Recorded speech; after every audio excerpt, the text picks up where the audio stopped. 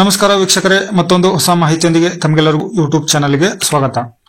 ಈ ವಿಡಿಯೋದಲ್ಲಿ ತಿಳಿಸಿಕೊಡ್ತಾ ಇರೋ ಮಾಹಿತಿ ಏನಂತಂದ್ರೆ, ವಾಸಸ್ಥಳ ಈ ಒಂದು ಪ್ರಮಾಣ ಪತ್ರಕ್ಕಾಗಿ ಅರ್ಜಿಯನ್ನ ಭೂಮಿ ಐ-ವ್ಯಾಲೆಟ್ ಸರ್ವಿಸ್ ನಲ್ಲಿ ನಾಡ ಕಚೇರಿ ಮುಖಾಂತರ ನಾನು ವಾಸಸ್ಥಳ ಅರ್ಜಿಯನ್ನ ಸಲ್ಲಿಸ್ತಾ ಇದ್ದೇನೆ. ಅದು ಭೂಮಿ ಐ-ವ್ಯಾಲೆಟ್ ಅಕೌಂಟ್ ಮುಖಾಂತರ.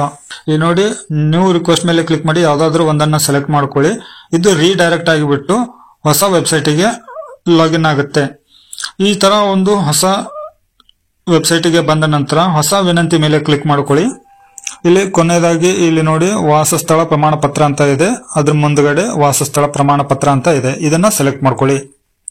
ಇದನ್ನ ಸೆಲೆಕ್ಟ್ ಮಾಡ್ಕೊಂಡ ನಂತರ ಇಲ್ಲಿ ನಿಮ್ಮ ಹತ್ರ 2 ಡಾಕ್ಯುಮೆಂಟ್ ಇದ್ರೂ ಕೂಡ ಸಾಕಾಗುತ್ತೆ. ಇಲ್ಲಿ ರೆಡ್ ಕಲರ್ ನಲ್ಲಿ ಇರುವಂತ ಡಾಕ್ಯುಮೆಂಟ್ ಕಂಪಲ್ಸರಿಯಾಗಿ ಅಪ್ಲೋಡ್ ಮಾಡಲೇಬೇಕು.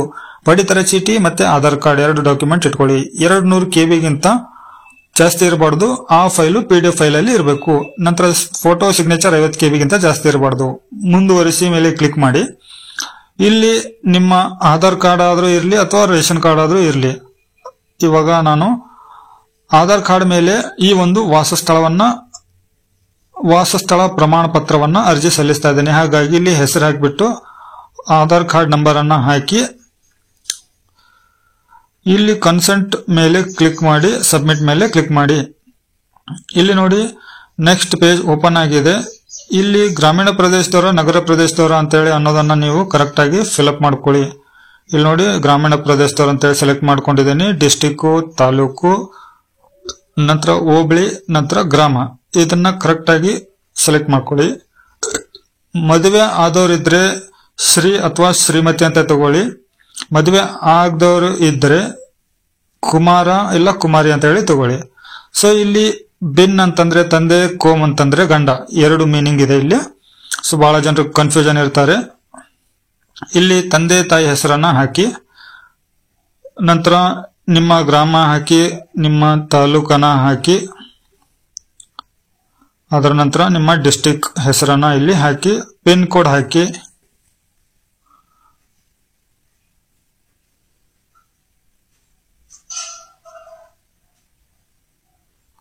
ನಂತರ ಇಲ್ಲಿ OTP ಗೋಸ್ಕರ ಮೊಬೈಲ್ ನಂಬರ್ ಅನ್ನ ಆಡ್ ಮಾಡಿ. ಕೊಟ್ಟಿರೋ ಮೊಬೈಲ್ ನಂಬರಿಗೆ OTP ಬಂದಿರುತ್ತೆ.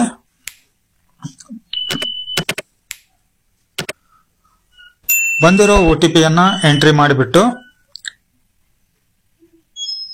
ಪರಿಶೀಲನೆ ಮೇಲೆ ಕ್ಲಿಕ್ ಮಾಡಿ. ಇಲ್ಲಿ OTP ವೆರಿಫೈಡ್ ಸಕ್ಸಸ್ಫುಲಿ ಅಂತ ಬಂದಿದೆ. ನಂತರ ಇಲ್ಲಿ ಜಿಮೇಲ್ ID ಅನ್ನ ಕೊಡಬೇಕಾಗತ್ತೆ. ಇಲ್ಲಿ ಜಿಮೇಲ್ ID ಅನ್ನ ಹಾಕಿ, ಜಿಮೇಲ್ ಐಡಿಗೂ ಕೂಡ OTP ಯನ್ನ ಜನರೇಟ್ ಮಾಡ್ಕೊಳ್ಳಿ.